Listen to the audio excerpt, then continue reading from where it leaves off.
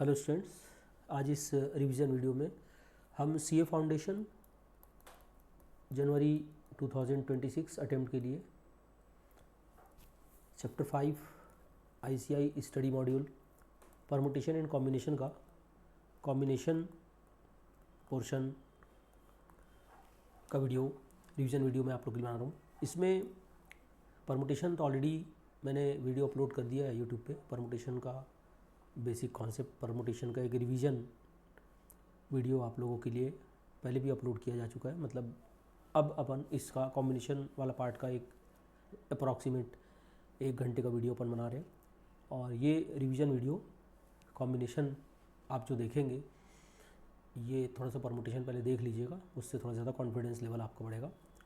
Combination Hindi नाम इसका होता है संचय, लेकिन इस टॉपिक को समझने के लिए इसका इंग्लिश नाम ही ठीक है। कॉम्बिनेशन वर्ड एक ऐसा वर्ड है जिसको हर कोई समझ सकते हैं। कॉम्बिनेशन, जैसे मैं ब्लैक कलर की शर्ट पहना हूँ, फॉर एग्जांपल मैंने ब्लू कलर की जीन्स पहनी है, तो it's a combination of black and blue. और अगर मैं शर्ट ब्लू कलर की पहन लूँ और पैंट जो है ब्लैक कलर की पहन लूँ, तो भले ही सीक्वेंस चेंज हो गया है, अभी ऊपर ब्लैक है नीचे ब्लू है, अगर ऊपर ब्लू हो जाए या नीचे ब्लैक हो जाए तो वो परमुटेशन तो नया होगा, बट कॉम्बिनेशन स्टिल ये अगेन कॉम्बिनेशन तो ब्लैक और ब्लू का ही कहलाएगा।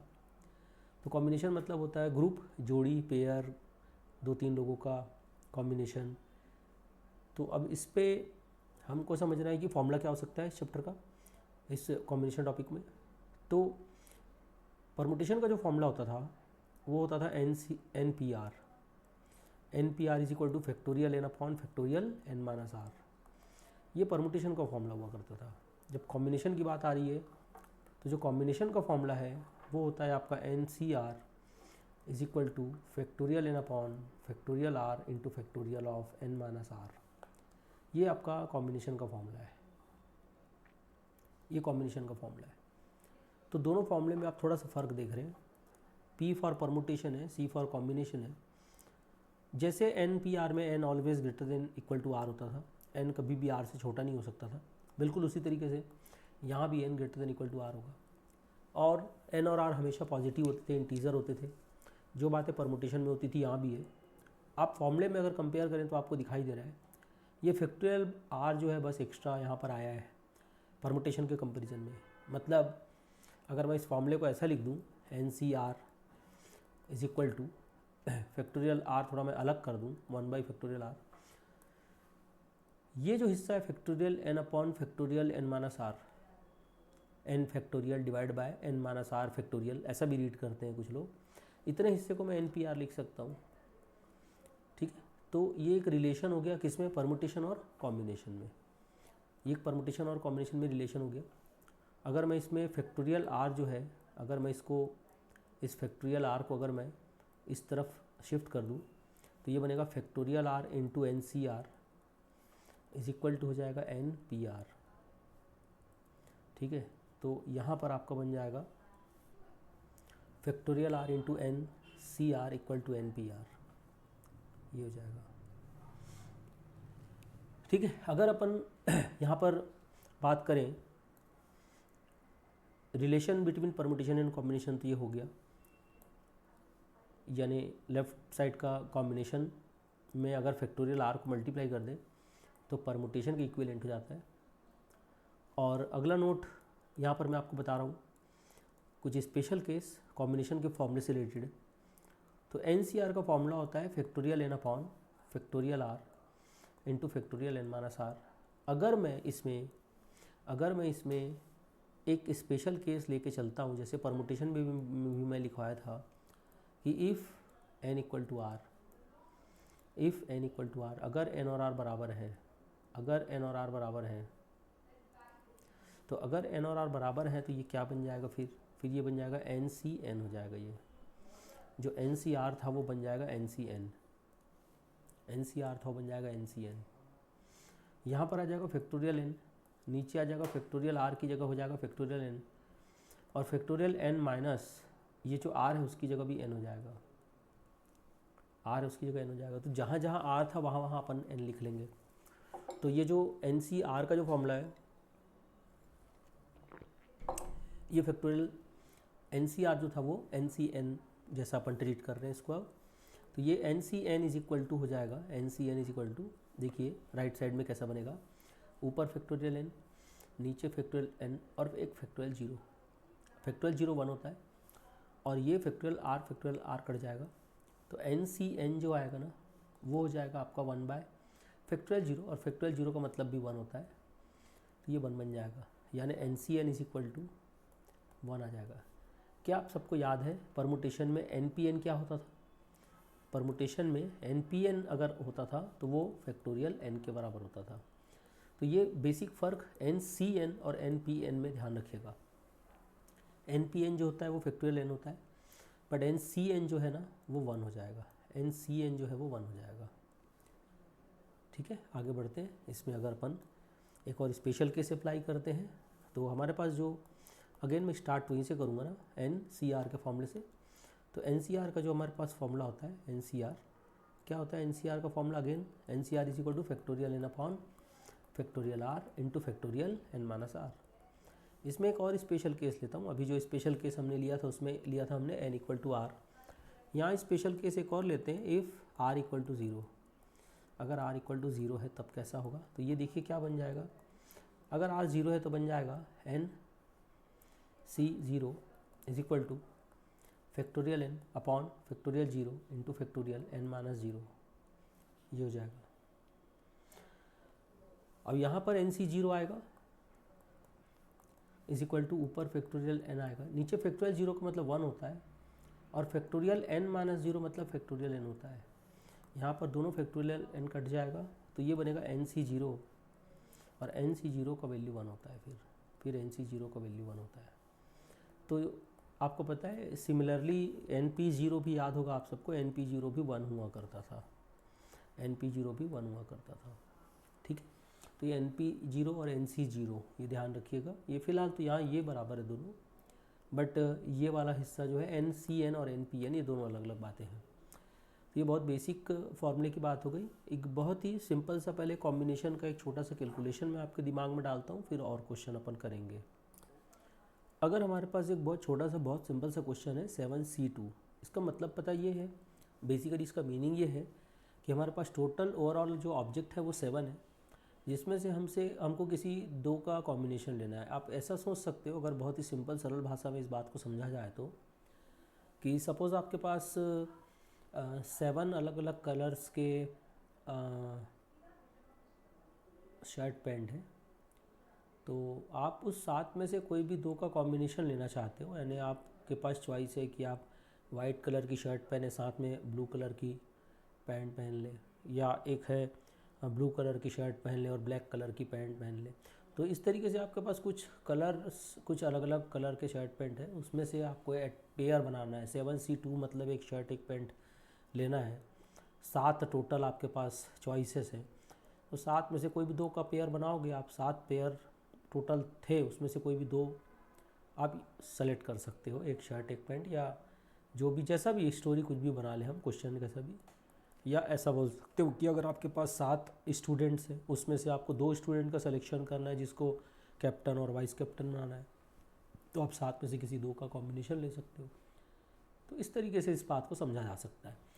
फॉर्मूला लगा के अगर बनाएंगे तो ये n है और ये 2 जो है वो r है, तो ये हो जाएगा factorial n upon factorial r into factorial n minus r।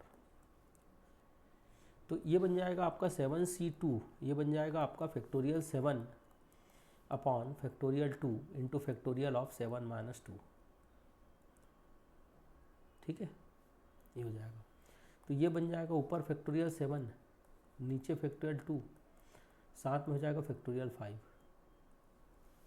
तो 7C2 जो हो जाएगा ना, ये ऊपर का जो फैक्टोरियल 7 उसको ओपन कर लो, 7 इंटू 6 इंटू फैक्टोरियल 5 कर लो। नीचे फैक्टोरियल 2 का मतलब है 2 इंटू 1 इंटू फैक्टोरियल 5 कर लो इसको भी। अब यहाँ पर क्या होगा, फैक्टोरियल 5 कट जाएगा, तो ये 7C2 जो बनेगा ना वो बनेगा 7 इंटू 6 डिवाइडेड बाई 2 इंटू 1, और यहाँ पर हो जाएगा फिर 2 और 3 21 आंसर आ जाएगा। इस तरीके से आप कोई भी क्वेश्चन सॉल्व कर सकते हो, लेकिन इसका एक शॉर्ट फॉर्म में आपको बता दूँ, फॉर्मूला लगाने की ज़रूरत नहीं पड़ेगी। जो ये आखिरी में दिख रहा है ना, ये यही इसका शॉर्ट फॉर्म है क्या मतलब है कि अगर जैसे लिखा है 7C2, तो आप इसको सॉल्व करने के लिए हमेशा फॉर्मूला मत लगाइए। आप क्या करिए, 7 को कम कर करके 2 बार मल्टीप्लाई कर दो, 2 टाइम्स। 7 से स्टार्ट करना है, तो एक तो 7 हो गया खुद, कम करोगे एक नंबर कम करोगे तो अगला 6 आएगा। देखो ये 2 वैल्यू आपने लिखा। अच्छा नीचे 2 है ना, तो 2 × 1 नीचे एक्स्ट्रा करना है। परमुटेशन में ना ये नीचे वाला काम नहीं करते थे।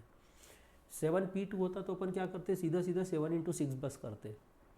बट 7C2 है ना, तो अपन 7 × 6 करेंगे, डिवाइड बाय 2 × 1 करेंगे। एक और एग्जांपल मैं अगर समझा दूँ आपको, तो सपोज़ आपको दिखाई देगा 15C3, तो आप फॉर्मूला लगा सकते हो, बट आप बहुत direct because of CA foundation exam में कैलकुलेटर लाओ है, आप बहुत ही सिंपल इसको ऐसा कर सकते हो डायरेक्ट कि 15 × 14 × 13 3 बार लिख दो। देखो 15 से स्टार्ट करो, 15C3 है तो 3 बार आप इससे लिख दीजिए कम कर करके, एक बार 15, एक 14, एक 13। अगर परमुटेशन होता तो बस इतना ही हो जाता। अगर 15P3 होता ना, तो 15 × 14 × 13 पे बात ख़त्म हो जाती। बट 15C3 है ना, तो नीचे 3 है तो 3 का फैक्टोरियल और आएगा, 3 × 2 × 1 ये और आएगा, और 3 × 2 × 1 और आएगा। तो ये जब आप मल्टीप्लाई करोगे तो आपको मिल जाएगा 15 × 14 × 13 डिवाइड बाय 3 × 2 × 1। कैलकुलेशन कर सकते हो, मेरे पास अभी कैलकुलेटर है नहीं, मैं इसको कैलकुलेट करने में ज़्यादा टाइम नहीं लगाना चाहता। ठीक है ना सर, ये 3 से कटेगा यहाँ 5 बार, 2 कटेगा यहाँ 7 टाइम्स, फिर बचेगा क्या सर, बचेगा ये ऊपर बच जाएगा आपका 5, 7 और 13। सर ये तीनों को मल्टीप्लाई करना है आपको। ठीक है, तो ये आप मल्टीप्लाई कर सकते हो। अगले क्वेश्चन पे अगर आते हैं, एक क्वेश्चन अपन बनाते हैं कॉम्बिनेशन का। अगेन मैं थोड़ा सा ICI का स्टडी मटेरियल, कुछ सॉल्व एग्जांपल भी लेके चलूँगा यहाँ पर, और कुछ एक्सरसाइज के क्वेश्चन या जो भी है, एक रिवीजन मैं लगभग हर टॉपिक को कवर करते हुए बनाने की कोशिश कर रहा हूँ। चलिए क्वेश्चन मुझे दिख रहा है ICI के स्टडी मटेरियल का सॉल्व एग्जांपल में क्वेश्चन है, लिखा है अ कंपनी। सुन लीजिए क्वेश्चन, आप सुन करके अपनी कॉपी में लिख सकते हैं अगर आप एक नोट बनाना चाहते हैं तो। लिखा है a company wishes to simultaneously promote 2 of its 6 departments head to assistant manager. कोई कंपनी है, उसमें 6 डिपार्टमेंट है, और वहाँ के जो 6 डिपार्टमेंट के जो डिपार्टमेंट हेड हैं उनको असिस्टेंट मैनेजर प्रमोट करना चाह रहे हैं, असिस्टेंट मैनेजर बनाना चाह रहे हैं आप, पर 6 में से किसी 2 को। In how many ways this promotions can take place. 6 में से किसी 2 का प्रमोशन करना है। ठीक है, ये नहीं बोल रहा है कि इस बंदे को यहाँ बिठाना है, इस बंदे को यहाँ बिठाना है, या इस बंदा यहाँ बैठ सकता है इस चेयर में, ना ना ना, परमुटेशन नहीं खेलना है यहाँ पे। सीधी सी बात है, 6 में से किसी 2 बंदे को प्रमोशन देना है, और टोटल 6 कैंडिडेट हैं।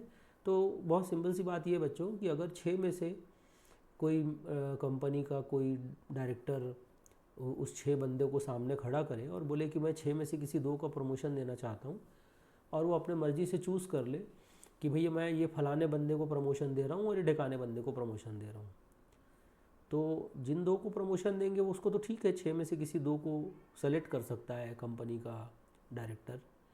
लेकिन उससे क्या होगा कि बचे हुए 4 जो है थोड़े से नाराज़गी हो जाएगी, उनके दिल में ऐसा आ जाएगा, न चाहते हुए भी ऐसी भावनाएं आ जाएंगी कि यार हमारा सिलेक्शन नहीं किया, वो डायरेक्टर को बहुत मक्खन लगाता है इसलिए उसका सिलेक्शन कर दिया, हाँ भाई वो फलाना आदमी तो डायरेक्टर के पहचान का है, अप्रोच वाला है ना, इसलिए वो डायरेक्टर साहब ने उनको प्रमोट कर दिया। कारण हो ऐसा या ना हो, वो मैं नहीं कह रहा हूँ कि इस टाइप के कारण हो सकते हैं वहाँ पर, बट जिसको प्रमोशन नहीं मिलेगा उसके मन में ऐसी भावनाएं आ सकती है, या तो उसके दिल में खुद में ऐसी भावनाएं होंगी या कोई उसको भड़का दे।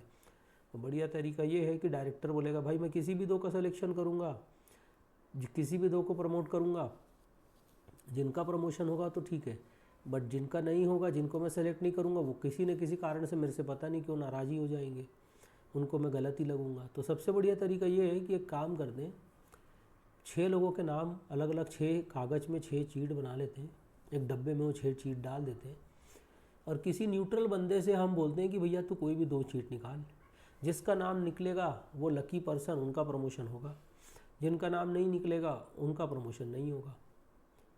तो अगर इस तरीके से हम सिलेक्शन करें 6 में से किसी 2 का, तो बचे हुए जो 4 जिनका नाम नहीं निकलेगा उनको कोई नाराज़गी नहीं होगी, ना वो कोई शिकायत करेंगे, ना वो मुझे चीटर बोलेंगे, ना मैंने किसी के लिए पार्शलिटी किया है, ऐसा कुछ मेरे ऊपर इल्ज़ाम लगाया जाएगा। तो ये होता है 6 में से 2 का सिलेक्शन। तो यहाँ पर ना इस क्वेश्चन के हिसाब से आंसर आ जाएगा 6C2, और 6C2 सॉल्व करना आसान है, 6 × 5 / 2 × 1, ये हो जाएगा आंसर 30। ठीक है, तो आप थोड़ा सा इतनी कहानी जो मैं आपको बता रहा हूँ, देखिए जो एक्सेल एजुकेशनल इंस्टीट्यूट के एग्जिस्टिंग स्टूडेंट है वो सारी ये बातें मेरी सुने हुए हैं रेगुलर क्लास में।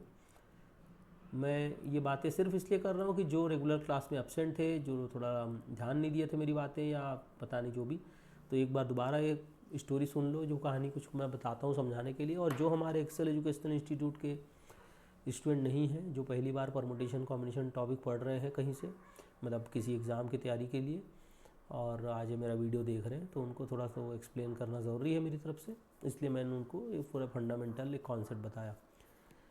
चलिए एक और क्वेश्चन है, इस पे आते हैं, देखते हैं जो क्वेश्चन है उसमें क्या किस्सा है। लिखा है अ बिल्डिंग कॉन्ट्रैक्टर नीड्स 3 हेल्पर्स। कोई बिल्डिंग कॉन्ट्रैक्टर है, उसको 3 हेल्पर चाहिए। उसने न्यूज़पेपर में एडवर्टाइजमेंट दिया कि भाई 3 हेल्पर चाहिए मुझे, और अप्लाई किया। 10 मैन से अप्लाई, 10 लोगों ने अप्लाई किया। भाई 10 लोगों ने अप्लाई किया तो पूरे 10 के 10 को तो रखेगा नहीं वो, 10 में से किसी 3 को रखेगा। और फिर बात यहाँ भी वही आ जाती है कि अगर 10 में से 3 अपने मर्जी से वो सेलेक्ट करता है, तो जिनका सिलेक्शन नहीं होगा वो कहीं ना कहीं बोलेंगे कि भाई ये बिल्डिंग कॉन्ट्रैक्टर जो है उन 3 लोगों से पैसा खा गया, उनको सेलेक्ट कर लिया। आज दुनिया ऐसी हो गई है, कहीं ना कहीं वो कंप्लेंट करने वाले भी गलत नहीं है, और कहीं ना कहीं बिल्डिंग कॉन्ट्रैक्टर भी हो सकता है सच में वैसे ही आदमी हो। तो सबसे बढ़िया तरीका ये होता है जिसमें कोई डिस्प्यूट ना हो, कि भाई 10 लोगों का नाम लिखो, एक अलग अलग 10 कागज़ में चीट बना लो, 10 डब्बे में डालो, और 10 में से 3 लोगों का सिलेक्शन करना है, 3 चीट निकाल लो। हाँ भाई, अगर सारे कैंडिडेट डिज़र्विंग हैं तो यही एक रास्ता बचेगा ना कि न्यूट्रल सिलेक्शन करें। तो 10 में से 3 चीट निकालेंगे तो 10C3 इसका आंसर हो जाएगा। 10C3 कैलकुलेट करना सबको आता है। 10C3 का मतलब हो जाता है कि 10 को कम कर करके 3 बार लिखोगे, 10 × 9 × 8 डिवाइड बाय 3 × 2 × 1, और ये कैलकुलेशन आप कर लेंगे। ठीक है। एक और सिंपल सा क्वेश्चन आपके ICI स्टडी मटेरियल के शॉर्ट एग्जाम्पल में है, ये भी मैं बता रहा हूँ। देखो NC2 क्वेश्चन लिखा है, डायरेक्ट इक्वेशन है, NC2 = n + 2C3, और अब आपको बोला है find the value of n। Again बच्चों, जैसे ही आप लोग ये देखते होंगे तो लगता होगा कि भैया सॉल्व करना हम नहीं चाहेंगे, यहाँ पे फालतू क्वाड्रेटिक इक्वेशन बनेगा, या जो भी बनेगा नहीं बनेगा पता नहीं, ज़बरदस्ती क्यों सॉल्व करें। ऑप्शन चेक करते हैं, ऑप्शंस दिए जाएंगे आपको एग्ज़ाम में, ऑब्वियसली 4 ऑप्शंस दिए जाएंगे आपको, n का वैल्यू दिया जाएगा, आप चाहें तो सॉल्व कर सकते हैं, मेरी तरफ से मना ही नहीं है। बट अगर मैं बताऊं तो इसमें n का वैल्यू दिया गया है, एक दिया n = 2, एक दिया n = 7, एक दिया n = 8, और एक दिया है both 2 and 7। तो क्या both 2 and 7 सही है? नहीं सर, 2 ऑप्शन तो देखते ही रिजेक्ट कर देना, एक तो 7 रिजेक्ट कर देना, और बिकॉज ऑफ, क्षमा करिएगा, क्षमा चाहता हूँ, 2 रिजेक्ट कर दीजिएगा, और बोथ 2 and 7 रिजेक्ट कर दीजिएगा, क्योंकि 2 तो हो ही नहीं सकता। कोई बता सकते हो इसमें से, मेरी बात जो सुन रहे हैं जितने स्टूडेंट ये वीडियो देख रहे हैं, कि 2 क्यों नहीं हो सकता? अगर हम 2 यहाँ रखें तो ये तो बनेगा 2C2, 2C2 तो चलो वैलिड है, बट ये बन जाएगा पता है आपका, n को 2 रखोगे तो, हाँ यदि ये भी तो हो सकता है, ये बनेगा 2 रखने से 2 + 2 4C3। क्या है, दोनों बराबर है? चलो n = 2 रख के देखते हैं दोनों बराबर है कि नहीं। अगर दोनों बराबर आ गया तो फिर तो भाई 2C2, चलो भाई 2C2 बताओ, 2C2, n को 2 रख रहे हैं, 2C2 रखने से बनेगा, अभी थोड़ी देर पहले बताया था NCN का वैल्यू कितना होता है, 1 होता है NCN, तो 2C2 का वैल्यू 1 हो जाएगा। 4C3 पता है क्या होता है? 4C3 होता है 4 × 3 × 2, मतलब 4 को कम कर करके 3 बार मल्टीप्लाई करना है, डिवाइड बाय 3 × 2 × 1। तो भाई यहाँ तो 3 2 कट गया, पर इधर 4 बचा, इधर 1 बचा, तो 2 तो बराबर नहीं हो सकता, 2 गलत आ रहा है। n = 2 के लिए तो ये LHS = RHS सेटिस्फाई नहीं हो रहा है। क्या करें? तो फिर एक काम करते हैं, 7 रख के देखते हैं एक बार, अगर 7 सही हुआ तो 7 आंसर बना लेंगे, नहीं हुआ तो बचा हुआ 8 सही होगा ही होगा। फिर चलो देखते हैं। तो नाउ अगेन आपको एक क्वेश्चन लिखा है NC2 = n + 2C3। n+2c3। अगर मैं n की जगह पे 7 रख के चेक करता हूँ, ये मुझे मिलेगा 7c2 is equal to 7+2c3, 7+2c3। तो 7c2 देखो, 7 को कम कर करके 2 बार लिखोगे, 7 × 6 डिवाइडेड बाई 2 × 1, और ये बन जाएगा 9c3। 9c3 बनेगा, 7 में 2 ऐड करोगे तो 9 बनेगा। और अगर हम इस 9c3 को सॉल्व करें तो हमें इधर तो चलो मिल गया 7 × 6 डिवाइड बाय 2 × 1, इधर तो मिल गया। अब राइट साइड को देखते हैं अपन, तो राइट साइड का ऐसा हो जाएगा 9c3 मतलब 9 × 8 × 7 डिवाइड बाय 3 × 2 × 1। चेक करते हैं क्या ये बराबर आया है क्या। ठीक है, देखिए कैसा हो जाएगा। यहाँ पर अगर 2 से हम कट करें ये वाला हिस्सा, 6 को 2 3 टाइम्स आएगा, इधर 21 हो जाएगा। यहाँ 3 से कट करते हैं, 3 3 ज़ा 2 4 ज़ा, तो अब ये क्या बनेगा देखते हैं। ये बन जाएगा आपका 84। भाई ये भी तो बराबर नहीं आ रहा है, क्या लग रहा है, कुछ गड़बड़ तो नहीं है क्वेश्चन में। NC2 क्वेश्चन में थोड़ा सा गड़बड़ है, क्वेश्चन में गड़बड़ है भाई। ठीक है, तो फिलहाल तो ये बराबर नहीं आ रहा है। अगर ऐसी स्थिति है तो आप नन ऑफ दिस टिक कर देना। भाई नन ऑफ दिस तो है नहीं ऑप्शन में, चलो एक ऑप्शन बना देता हूँ नन ऑफ दिस। तो अगर ऐसी स्थिति आए तो नन ऑफ दिस है, इनफैक्ट सॉल्यूशन नहीं है। इसको करेक्ट करके देता हूँ मैं। करेक्ट करने से देखते हैं क्या आएगा। पता है करेक्ट करने से, ये एक्चुअली क्वेश्चन में है 4 टाइम्स ऑफ होना चाहिए, 4 टाइम्स ऑफ NC2। बट अगर 4 टाइम्स ऑफ NC2 हुआ तो यहाँ देखो ना, 4 टाइम्स ऑफ NC2 हुआ तो ये भी तो 4 बन जाएगा, और यहाँ पर LHS = RHS आ जाएगा। तो 2 सेटिस्फाई हो रहा है, फिर 2 सेटिस्फाई हो रहा है। और अगर मैं 7 को सेटिस्फाई कराऊँ तो देखो यहाँ पर मैंने कहा था ना 4 टाइम्स आना चाहिए, यानी अगर प्रिंटिंग मिस्टेक है तो 4 टाइम्स आना चाहिए। यहाँ 4 आना चाहिए, यहाँ भी 4 आना चाहिए, ये देखो 4 आना चाहिए, यहाँ भी 4 आना चाहिए। और अगर 4 आता है तो LHS = RHS ये भी हो गया। तो इस केस में 2 भी सेटिस्फाई कर रहा है और 7 भी सेटिस्फाई कर रहा है। 2 और 7 दोनों सेटिस्फाई हो रहे हैं, तो आंसर आप बना सकते हो बोथ 2 एंड 7। ठीक है, तो 2 एंड 7 दोनों सेटिस्फाई हो रहा है, ध्यान रखिएगा। एक और क्वेश्चन इस पर करते हैं, एक और क्वेश्चन इस पैटर्न का। एक सिमिलर क्वेश्चन हमारे पास है कि अगर क्वेश्चन लिखा है n+2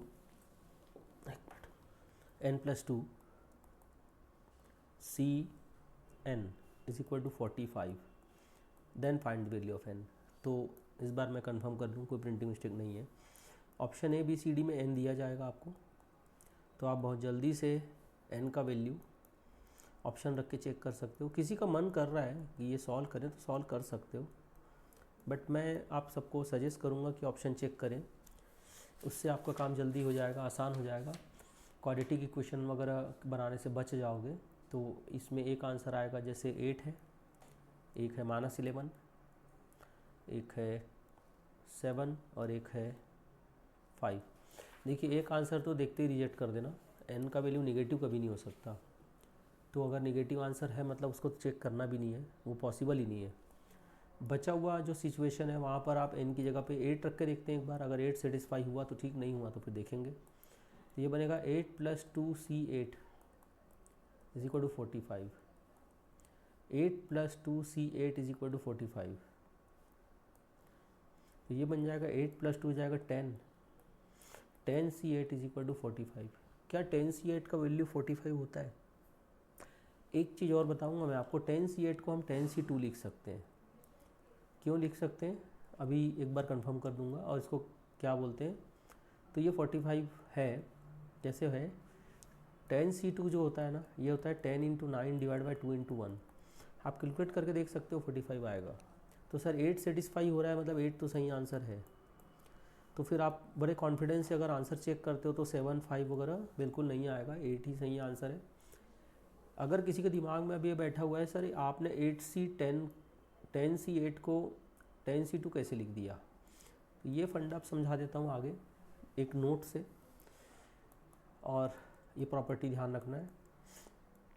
10C8 को मैंने लिखा कि ये 10C2 के बराबर है।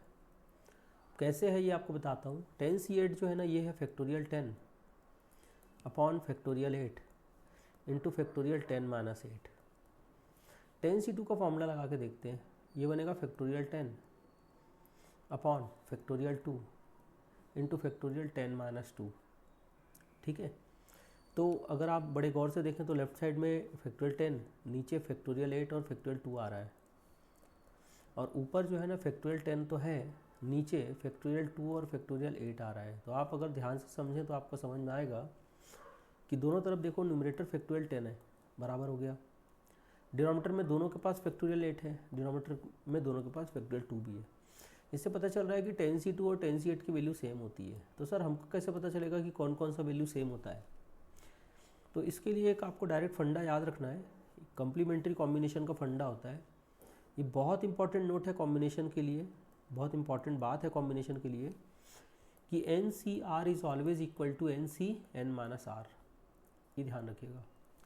यानी अगर आपके पास, मैंने बोला ना कि 15C3 है, ये पक्का किसके बराबर होगा? 15C, और इस 15 में से 3 को माइनस कर दो। 15 में से 3 को माइनस करोगे तो क्या बचेगा बोलो? 12 बचेगा, और 12 बचेगा तो 15C12 हो जाएगा, ये 15C12 हो जाएगा। तो अगर आपको बोले 15C3 कैलकुलेट करना है तो 15C3 कैलकुलेट करना बहुत आसान है। मतलब अपन 15 को कम कर करके 3 बार लिखेंगे और 3 का फैक्टोरियल लेंगे। लेकिन अगर आपको 15C12 कैलकुलेट करने बोले तो 15C12 कैलकुलेट करने में हमको टाइम ज़्यादा लगेगा। तो बुद्धिमानी ये है कि 15C12 को हम पहले इस फंडे से 15C3 लिख लेंगे, क्योंकि हमें पता होना चाहिए, बिल्कुल 100% पता होना ही चाहिए, इसमें कोई कन्फ्यूज़न नहीं होना चाहिए किसी को, कि अगर 12 को 15 में से माइनस करेंगे तो 3 बचेगा। ठीक है, एक और एग्जांपल मैं आपको बता रहा हूँ, आप खुद ये दिमाग लगाओ। 52C 50 रहेगा तो क्या ये कैलकुलेट करना बुद्धिमानी है? नहीं। 52 को कम कर करके 50 बार लिखेंगे, फिर 50 का फैक्टोरियल से डिवाइड करेंगे, बहुत मतलब कहना चाहिए, मतलब अच्छा तो नहीं है। कैलकुलेटर अलाउ है, फिर भी ये कैलकुलेशन हमारे को करना ठीक नहीं है। शॉर्ट फॉर्म इसका आना ही चाहिए, 100% स्टूडेंट को सबको आना चाहिए, चॉइस वाली बात नहीं है स्टूडेंट। मैं बोलूँगा बिल्कुल सबको सीखना ही है कि 52C2 को कम करके हम लिख सकते हैं 52C, इस 52 में से 50 को माइनस कर दो तो 2 बचेगा। ठीक है, और ये कैलकुलेशन करना बहुत आसान है। आप देख सकते हो 52 को कम कर करके कितनी बार लिखेंगे? 2 बार, नीचे 2 × 1 कर देंगे, जो भी आएगा इतने के बराबर है।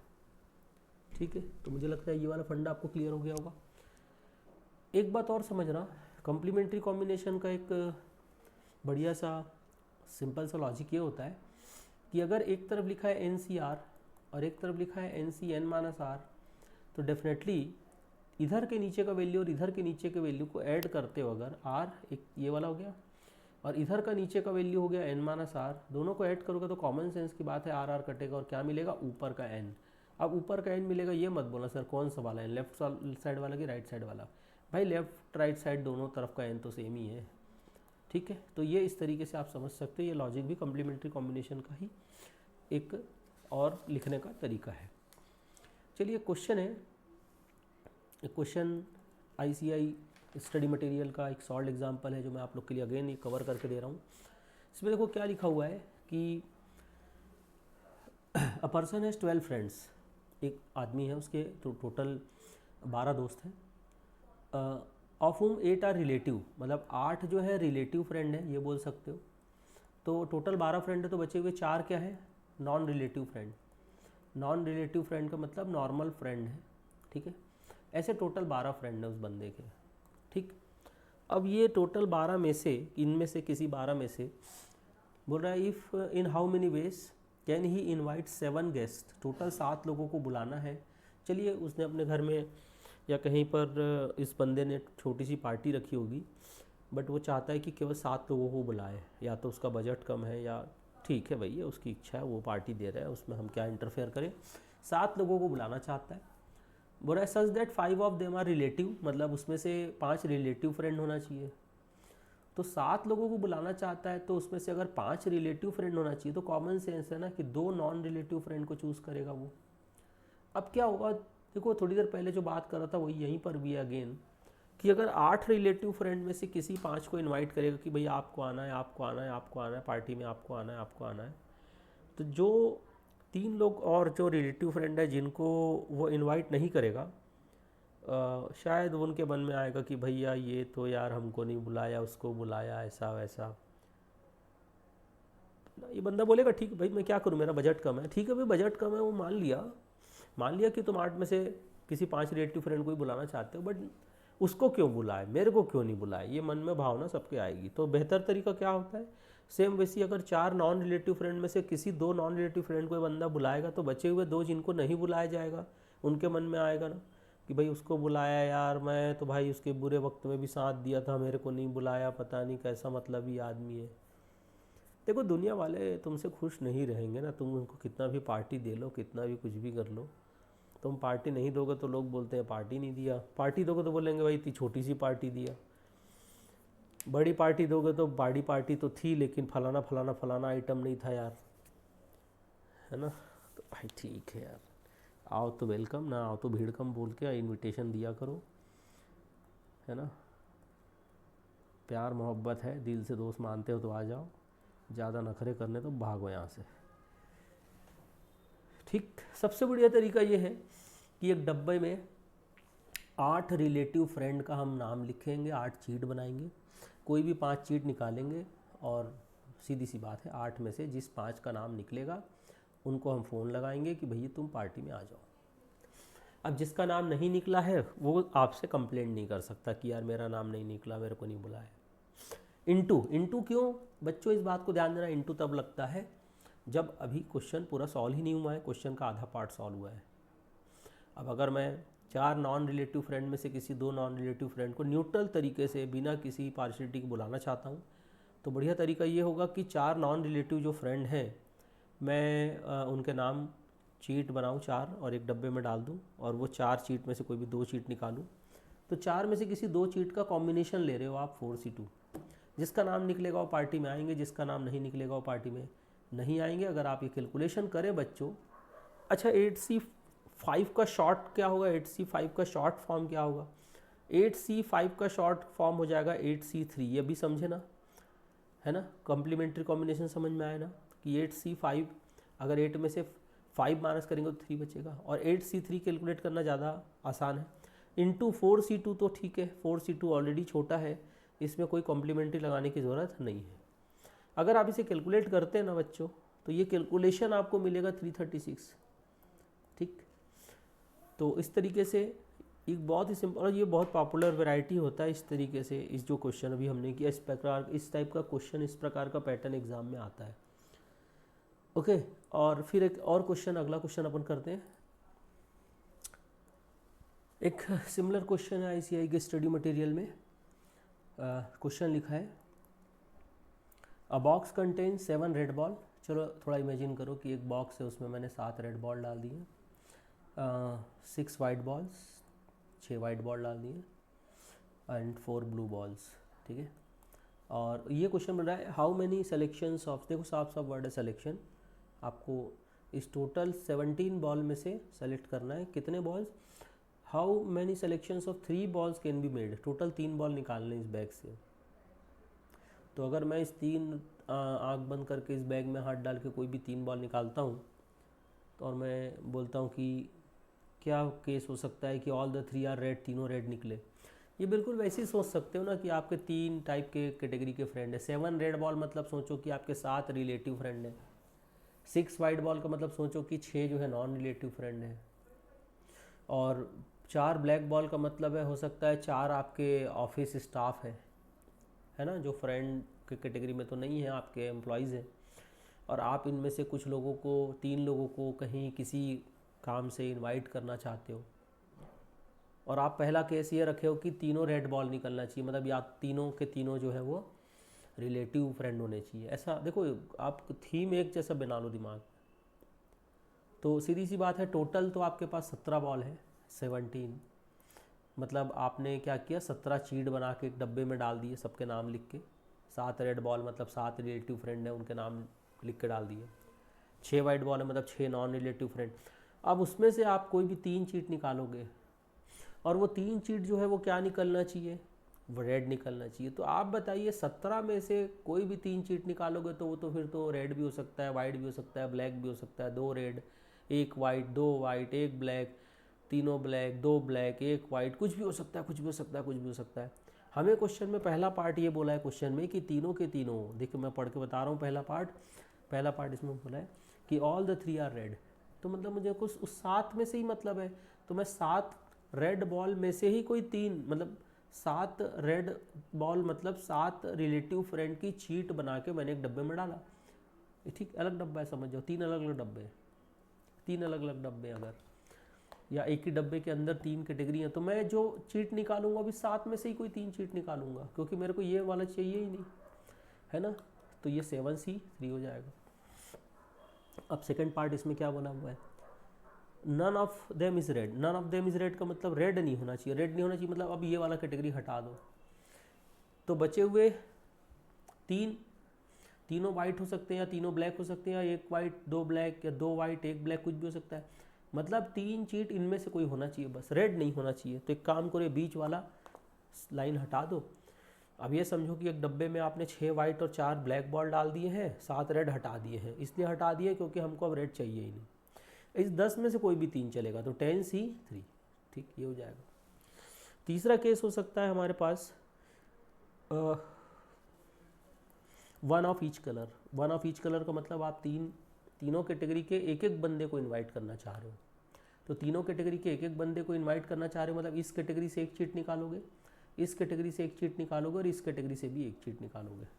तो 7C1, एक चीट आपने रेड बॉल, रेड यानी रिलेटिव फ्रेंड में से एक चीट निकाल लिया, एक नाम निकला, जिसका नाम निकला वो आ जाएगा टीम में, इनटू 6C1, इस 6 वाइट में से कोई एक निकाल लिए, इनटू 4C1, इस 4 में से कोई एक वाइट निकाल लिया, और इस तरीके से आप ये सिलेक्शन कर लोगे। ठीक है स्टूडेंट, तो ये इस तरीके से क्वेश्चन आते हैं एग्ज़ाम में।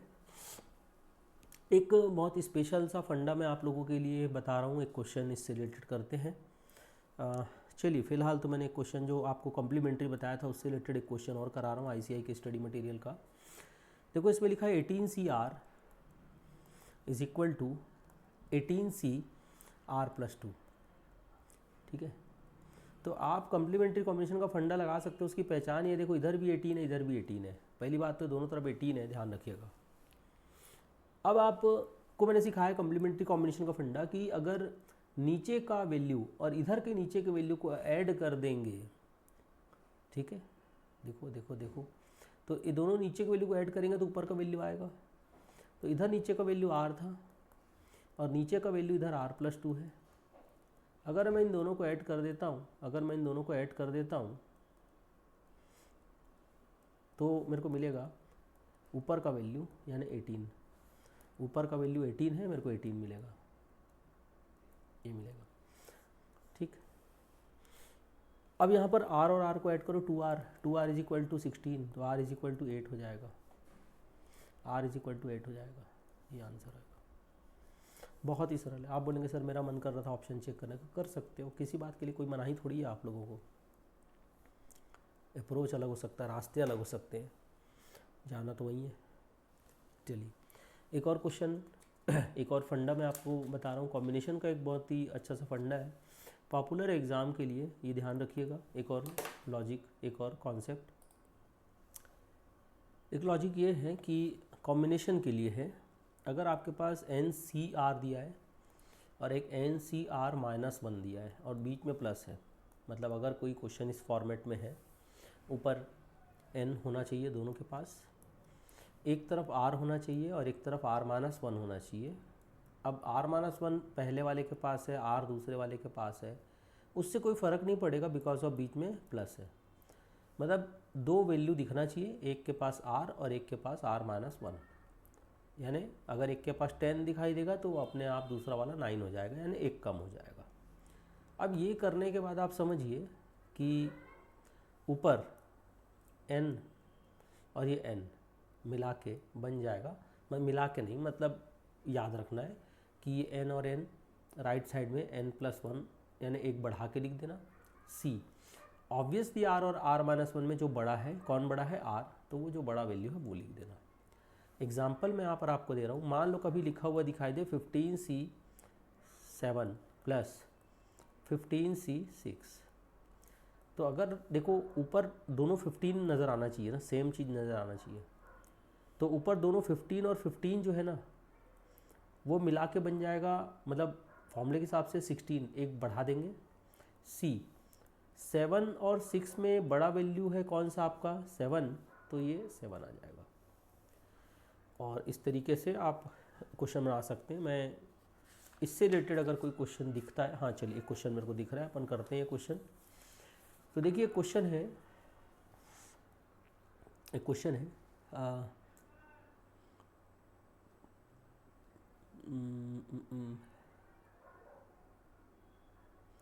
n-2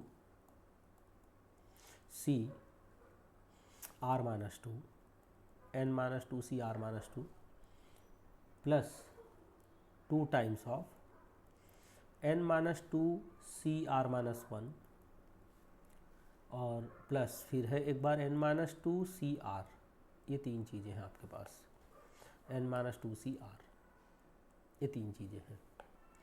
अब अगर अपन ये करते हैं कि इसको सॉल्व करके, मतलब इसको पूरा सिंप्लीफाई करके फाइनली एट लास्ट क्या मिलेगा इसको सिंप्लीफाई करने से, वो पूछा गया है। 4 ऑप्शन दिए जाएंगे, मैं ऑप्शन नहीं दे रहा हूँ, सीधा इसको सिंप्लीफाई करके आंसर ला के दिखा रहा हूँ आपको। तो आप एक काम करना, ये जो लिखा हुआ है ना n-2 c r-2, इसको लिख देना copy paste, n-c2 r-2 plus ये जो लिखा है 2 times of n-2 c r-1, ये 2 टाइम्स है ना, इसको सच में 2 बार लिख दो, n-2 c r-1 एक बार और फिर से एक बार n-2 c r-1 प्लस, और ये जो है n-2 c r, ये वाला लास्ट वाला ये रहने दो, कॉपी कर दो। तो वैसे ही एक ये कॉपी कर दिए, ये 2 टाइम्स ऑफ दिस है, तो 2 टाइम्स ऑफ दिस मतलब ये आपने 2 बार लिख दिया इसको, ठीक है, ये हो गया, 2 बार लिख दिया आपने। अब आगे बढ़ते हैं। यहाँ पर ध्यान दीजिएगा कि अगर अपन इन दोनों की जोड़ी लेके चले, तो आपको मैंने अभी फंडा सिखाया, उसके हिसाब से जो चीज़ ऊपर इधर है वही चीज़ ऊपर इसके पास होना चाहिए, ठीक है बिल्कुल n-2, और एक है r-2 और एक है r-1। तो आपको यहाँ पहचानना पड़ेगा कि r-2 और r-1 में बड़ा कौन होता है। भाई ये चीज़ अगर आपको नहीं पहचान आती कि r-2 और r-1 में बड़ा वैल्यू कौन है, तो गजब ही है, आना चाहिए। n-2 तो ठीक है, दोनों बराबर हो गया। नीचे एक वैल्यू बड़ा और एक वैल्यू छोटा होना चाहिए था, देखो ये मैंने लिख के दिया था ना, एक r है तो दूसरा r-1 होना चाहिए, मतलब एक कम होना चाहिए, और इसमें एक r-1 है तो r-1 से भी एक कम r-2, तो r-1 और r-2 में बड़ा वैल्यू r-1 है। अगर ये बात दिमाग में बैठा लो, नहीं पता तो अपने मर्जी से कोई r एज्यूम करके देख लो ना। मान लो r 10 है तो ये 10-2 8 बनेगा ना, और ये 10-1 9 बनेगा, तो दिख रहा है ना भाई बड़ा वैल्यू कौन हुआ, r-1। अब बताइए हमारे फॉर्मेट के हिसाब से क्या होता था, ऊपर का वैल्यू एक बढ़ा देते थे, याद है, तो n-2 में एक बढ़ा दो +1 c, और अभी तो मैंने बताया ना कि r-2 और r-1 में बड़ा कौन, r-2 और r-1 में बड़ा कौन, r-1 बड़ा वैल्यू है, प्लस सिमिलरली अब यहाँ देखते हैं, इसमें देखते हैं, समझते हैं कि एक n-2 है और एक n-2 है। इस दोनों n-2 में दोनों चीज़ें n-2 है, और एक r-1 और एक r है। अब यहाँ तो बता ही सकते हो कि r-1 और r में बड़ा कौन है, भाई r बड़ा है। तो ऊपर का वैसी क्या हो जाएगा, n-2 एक में एक बढ़ा देंगे, n-2 +1 हो जाएगा। c एक r-1 है और एक r है, तो r-1 और r में बड़ा वैल्यू कौन है, r है, तो बड़ा वैल्यू r है, r रख लेंगे, ठीक है। तो ऐसा करने से ये दो की जोड़ी एक ग्रीन वाली ऐसी बन गई। अब आगे बढ़ते हैं, इन दोनों को थोड़ा समझते हैं क्या है। n-2 +1, ये -2 +1 करने से क्या बन जाता है, n-1 c r-1 प्लस ये है फिर से n-2 +1, n-2 +1 मतलब क्या है, n-1 है, c r है, ठीक है। अब यहाँ पर बात को समझना है हमको कि एक n-1 ऊपर है, ये n-1 और ऊपर है, दोनों सेम है। अगेन एक r-1 है और एक r है, तो ऑब्वियसली r बड़ा है, फिर से वही प्रॉपर्टी लगा लें जो अभी बनाते आए हैं। तो ऊपर का n-1 दोनों बराबर है, उसमें एक बढ़ा दोगे आप, तो n-1 + 1 कर दोगे c। r-1 और r में बड़ा कौन है, r बड़ा है तो r लिखेंगे। एंड फाइनली n-1 + 1 में ये -1 + 1 तो खत्म हो जाएगा, तो बचेगा क्या, केवल ऊपर n, c, नीचे कौन बचेगा, r। तो 4 ऑप्शन में फाइनली आपको NCR लिखा हुआ मिलेगा, वो सही आंसर। गलत ऑप्शन में क्या रहेगा सर, गलत ऑप्शन में तो 3 गलत ऑप्शन कुछ भी हो सकता है, n-1 CR ऐसा लिख देगा, या तो गलत ऑप्शन लिख देगा NCR-1 लिख देगा। ऐसे गलत ऑप्शन तो कुछ भी हो सकते हैं, सही आंसर है NCR। ठीक है, तो इस तरीके से आप समझ सकते हैं कि बहुत ही सिंपल सा एप्लीकेशन है इस, ये जो फंडा हमने बताया है उसका। इसके अलावा कुछ और क्वेश्चंस मैं आपको एक कवर करा के दे रहा हूँ। जैसे एक सिंपल सा क्वेश्चन नंबर के फॉर्म में इसी पैटर्न का ICI के स्टडी मटेरियल में है ये भी। देखो लिखा है 12C5 + 2 times of 12C4 + 12C3 और इज इक्वल टू, इस बार देखो दे दिया है इज इक्वल टू 14CX, और आपको बोल रहा है find the value of x।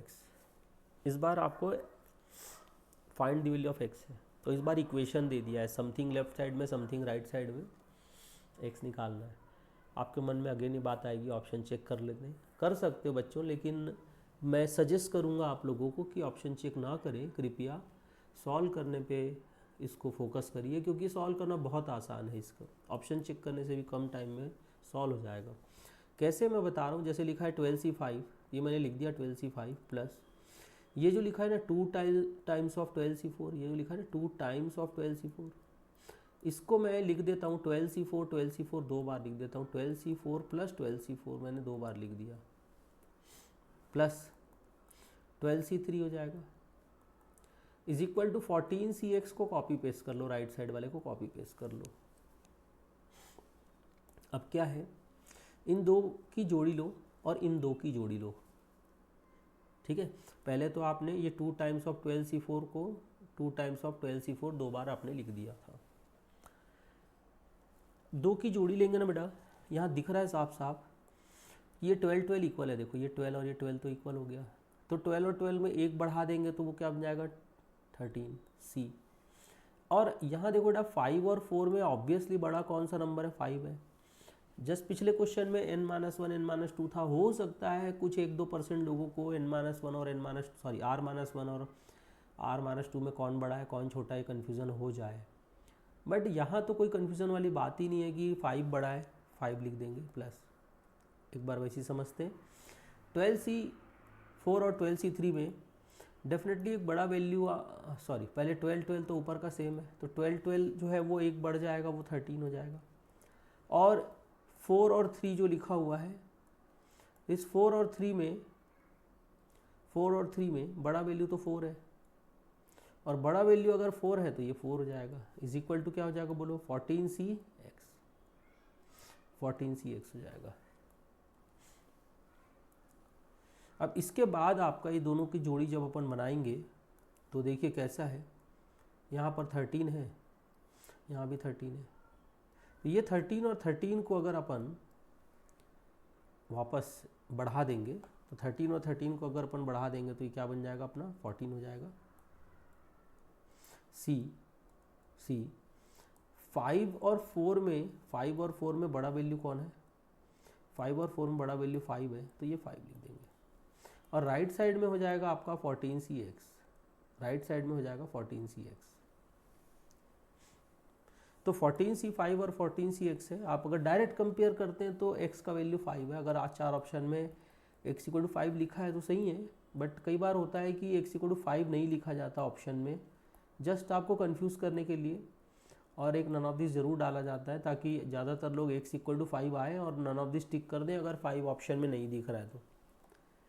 But यहाँ एक छोटी सी कलाकारी करेंगे तो इसका थोड़ा सा नाम बदल सकता है, आंसर बदल सकता है, लेकिन वो पक्का ऑप्शन में डाला जाएगा। फिर अभी कॉम्प्लीमेंट्री कॉम्बिनेशन मैंने सिखाया था, तो 14C5 को अगर मैं कॉम्प्लीमेंट्री कॉम्बिनेशन लगा दूँ तो 14 में से 5 को माइनस करने से क्या बचता है 9, और राइट साइड में 14c(x) है। कंपेयर करोगे तो अब x इक्वल टू 9 आएगा। तो ये आंसर पता चला 4 ऑप्शन में दिया है।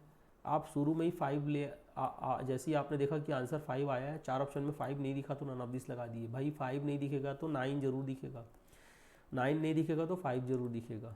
अब ये मत बोलना सर दोनों रहेगा तो बोथ भी दिख सकता है, बोथ पॉसिबल, और या तो दोनों रहेगा ही नहीं। तो आप ये क्वेश्चन आप क्वेश्चन में ये तो मत सोचिए कि ये दोनों दे देगा और बोथ भी नहीं रहेगा, दो आंसर थोड़ी टिक करना है, ठीक है। तो इस तरीके से आप ये समझ सकते हैं एक सॉल्यूशन। उसके बाद कुछ परमुटेशन कॉम्बिनेशन की मैं एक दो क्वेश्चन कुछ और आपको बताऊं। कॉम्बिनेशन का एक सिंपल सा वैरायटी और होता है कि एक क्वेश्चन है, बहुत तो पॉपुलर है पैटर्न में, शॉर्ट एग्जांपल में है, मैं इसको कवर कर रहा हूँ। अ मैन हैज़ 5 फ्रेंड्स, एक आदमी के कितने दोस्त हैं? 5, ठीक। तो 5 फ्रेंड को ही काउंट करना है और वो बंदा खुद एक जो है उसको काउंट नहीं करना है। उसके लिए तो अपन क्वेश्चन बना रहे हैं कि एक आदमी के 5 दोस्त हैं। लिखा in how many ways can he invite 1 और more of his friends to dinner. अब वो बोल रहा है कि 5 में से कम एक को, 1 और मोर का मतलब होता है एक या एक से ज़्यादा को डिनर के लिए इनवाइट करना है। ऐसा नहीं कर सकता कि भाई डिनर प्रोग्राम ऑर्गेनाइज करेगा वो और 5 में से किसी को नहीं बुलाएगा। अकेले बैठ के थोड़ी 5 लोगों का 5 में से कम एक को तो बुलाएगा, 5 में से किसी 2 को बुलाएगा, 5 में से किसी 3 को बुला सकता है, 5 में से किसी 4 को इनवाइट कर सकता है, 5 में से किसी 5 को इनवाइट कर सकता है, जैसा बजट जैसी इच्छा। अब अगर 5 दोस्त हैं और 0 इनविटेशन, एक भी को नहीं बुलाया, तो ऐसी पार्टी थोड़ी ऑर्गेनाइज की जाती है ना। कम से कम अगर पार्टी रखे हो तो कम से कम एक को बुलाओगे। तो एक तो तरीका ये हो सकता है कि वो 5 दोस्तों को सब सामने बिठाए, बोले भाई 5 में से किसी एक को बुलाऊंगा। अब किसी को बुरा ना लगे इसलिए काम करते हैं, 5 चीट डालते हैं डब्बे में, एक चीट निकालेंगे जिसका नाम निकलेगा वो पार्टी में आना, पार्टी करेंगे, खाना खाओ, टाटा bye bye good night, party ख़त्म। पार्टी ख़त्म हो चुका है। देखो 5 में से किसी एक दोस्त को बुलाया गया, बैठ के खाना खाया गया, मस्ती किया गया, बातें की गई, पार्टी ख़त्म किया गया। प्लस का मतलब एक सीन पूरा कंप्लीट हो चुका है। 5C1 मतलब 5 में से किसी एक दोस्त को बुला के पार्टी ऑर्गेनाइज की जा चुकी है। हम इसी क्वेश्चन को एक और तरीके से सोच सकते हैं कि 5 में से किसी 2 दोस्त को बुलाया जाए तो 5C2 हो जाएगा, 5 में से किसी 3 दोस्त का चीट निकाला जाए और पार्टी किया जाए तो 5C3 हो जाएगा, 5 में से किसी 4 दोस्त को बुलाया जाए और पार्टी किया जाए। अच्छा, इसमें male friend, female friend, relative friend, ऐसा कुछ नहीं है, वर्डिंग्स, ऐसे वर्डिंग्स नहीं है। 5 में 5 को बुला के पार्टी कर सकता है, जैसा बजट है, जैसी इच्छा है उसका। तो इस तरीके से, अच्छा 5 लोग है तो 6 लोग को तो नहीं बुला सकता, तो 5C6 नाम की चीज़ तो आएगी नहीं, 5 में से 6 लोग को कैसे बुला लेगा? 5C0 नहीं आएगा, लॉजिकली पॉसिबल, मतलब ये ठीक नहीं है ना कि आप पार्टी रख रहे हो अपने घर में, सबको बोल रहे हो चिल्ला के मैंने अपने घर में पार्टी रखा है, CA फाउंडेशन में पास हो गया, पर आना मत साले कोई तुम लोग। जब मैं 2 बार पिछले 2 अटेम्प्ट में फेल हुआ था तब तुम लोग मेरे ऊपर हंसे थे। ऐसा वाला भले ही तुम बोल सकते हो यार, ऐसी वाली पार्टी रख, लेकिन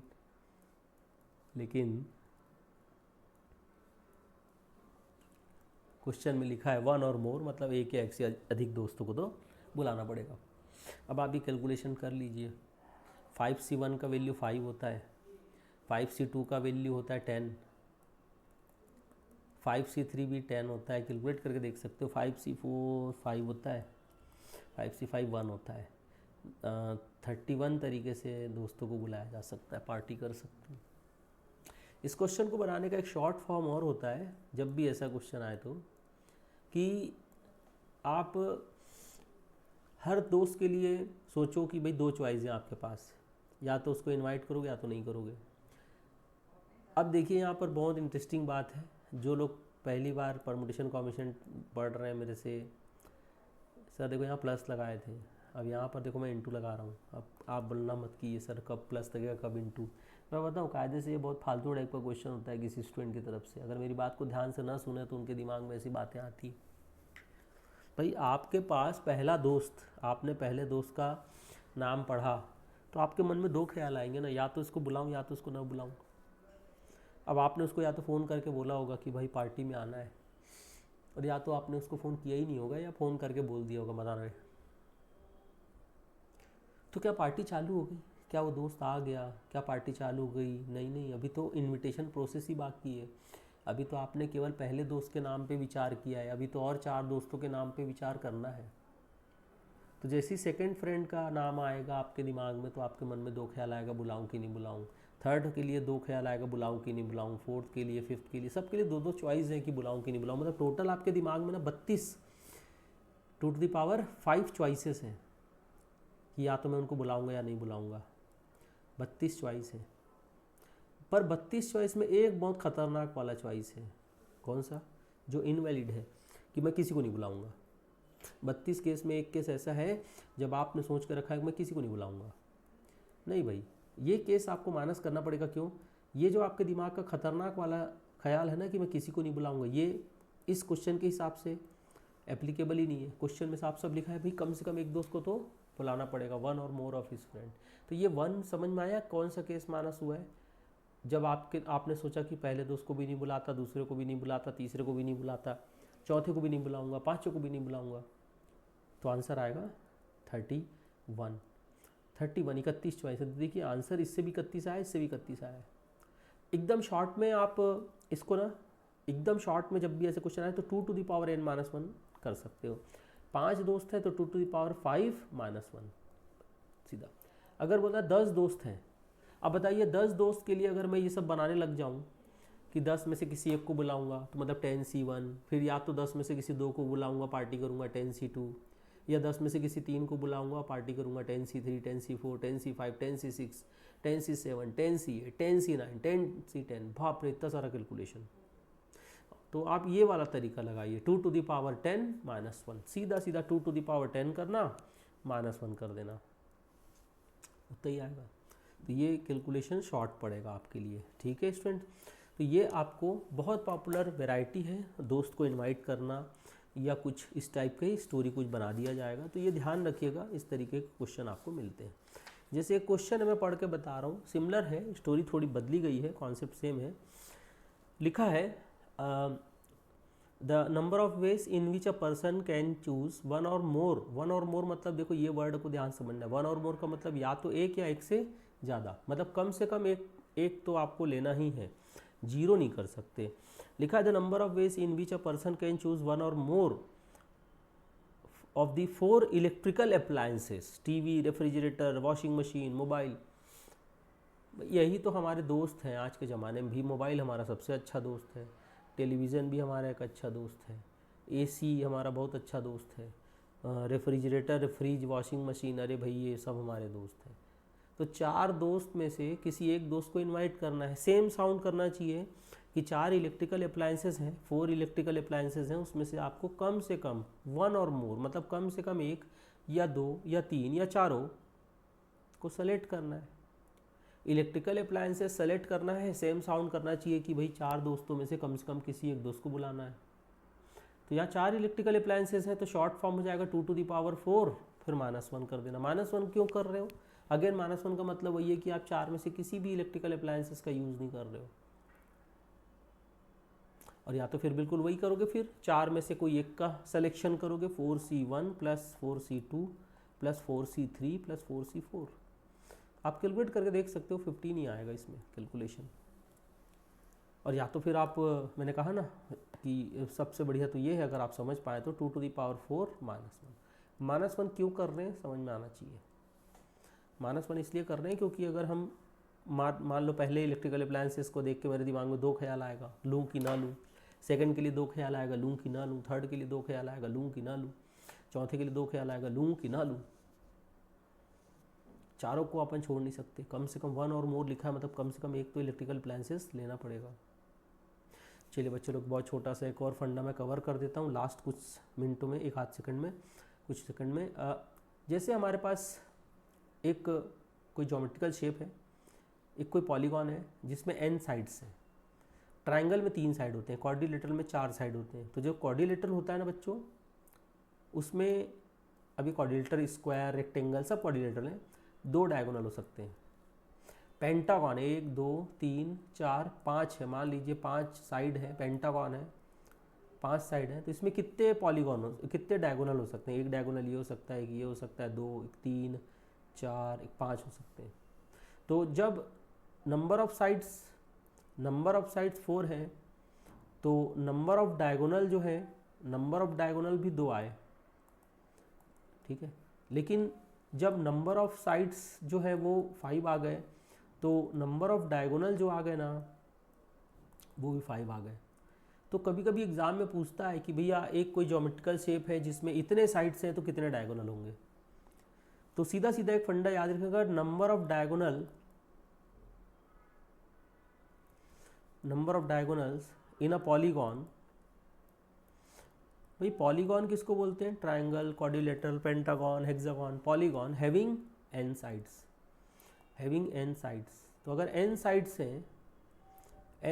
हैं तो ये हो जाएगा आपका नंबर ऑफ डायगोनल का फॉर्मूला nc2 - n। ये ध्यान रखिएगा, nc2 फॉर्मूले का प्रूफ अभी मैं इस वीडियो में तो बिल्कुल नहीं कवर करूँगा। इसी को थोड़ा सिंप्लीफाई करोगे तो n × n - 3/2 आता है। आप रख के देख सकते हो नंबर ऑफ डायगोनल। जैसे मैंने अभी आपको बताया था कि किसी क्वाड्रिलेटरल में 4 साइड होते हैं। देखो ट्रायंगल में और सब में डायगोनल तो होता ही नहीं, मिनिमम डायगोनल आपको मिलेगा क्वाड्रिलेटरल में जिसमें, तो यहाँ 4 रख के देखो, 4, फिर 4 - 3 1 हो जाएगा, तो ऊपर केवल 4 आएगा, और 4/2 करोगे तो 2 आ जाएगा। पेंटागॉन के लिए चेक करके देख सकते हो, अगर मैं इनकी जगह 5 रखता हूँ तो 5 × 5 - 3, तो 5 × 5 - 3 मतलब 2/2, 2 कटेगा तो 5 आएगा। अगर एग्जाम में आ जाए find the number of diagonal in a decagon having, decagon मतलब 10 साइड, तो ये 10 रखो और यहाँ 10 - 3 करो, /2 कर लो, तो 10 × 10 - 3 मतलब 70/2 यानी 35 डायगोनल आ जाएंगे। इस तरीके से आपको कभी तो नंबर ऑफ डायगोनल पूछेगा, नंबर ऑफ साइड्स दे देगा पॉलीगॉन में। उल्टा भी क्वेश्चन आ सकता है, बोलेगा नंबर ऑफ डायगोनल इतना है तो बताओ पॉलीगॉन में कितने साइड्स हैं। तो अगर आपको ये फंडा क्लियर है तो आप ये भी कर सकते हैं। तो स्टूडेंट्स, इस वीडियो में 1 घंटे के रिवीजन वीडियो में मैंने एक कॉम्बिनेशन का फंडामेंटल बातें, बहुत सारे क्वेश्चन, वैरायटी कुछ कवर करने की कोशिश किया है। आप सब ये वीडियो बहुत अच्छे से तैयार कर लीजिए। मिलते हैं अगले वीडियो में किसी और टॉपिक, किसी और नए चैप्टर के साथ। थैंक्स।